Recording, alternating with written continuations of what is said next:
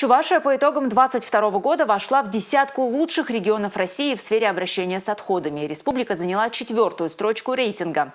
Лидерами в области обращения с отходами в этом году стали Москва и Московская область. Подробности награждения у Татьяны Молоковой.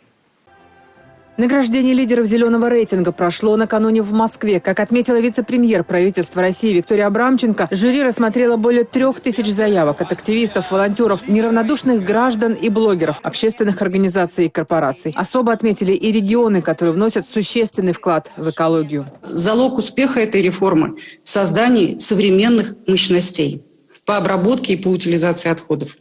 С начала реформы и по сегодняшний день в России построено 192 объекта по обращению с отходами. По итогам текущего года особенно отмечу успехи Чувашской республики, Тамбовской области, Саратовской и Челябинской областей, которые впервые попали в топ-10 регионов. Рейтинг регионов по эффективности работы в сфере обращения с ТКО начали создавать в прошлом году. Среди критериев – охват населения раздельным сбором мусора, динамика показателей обработки и утилизации отходов, наличие мощностей, бесперебойное оказание услуги, образовательно-просветительская и разъяснительная работа. Еще один показатель – подготовлен ли регион к мусорной реформе, или, как говорят экологи, генеральной уборке страны. Не только реформы, а построение новой отрасли экономики, новой отрасли, связанной с обращением с твердокоммунальными отходами. Мы в первую очередь, конечно, ориентировались на состояние готовности инфраструктуры либо инвестиционные проекты, которые регионы должны реализовать для того, чтобы систему обращения с отходами построить по новым принципам. Чувашия за год поднялась сразу на 34 строчки. По словам главы республики Олега Николаева, это итог масштабной работы. В этом году внесены существенные изменения в действующую территориальную схему обращения с твердыми коммунальными отходами.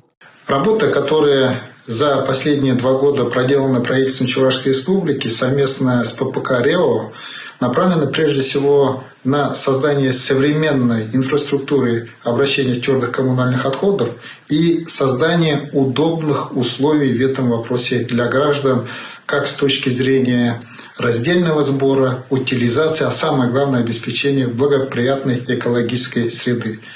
Но такая высокая оценка нас дополнительно мотивирует на дальнейшую работу.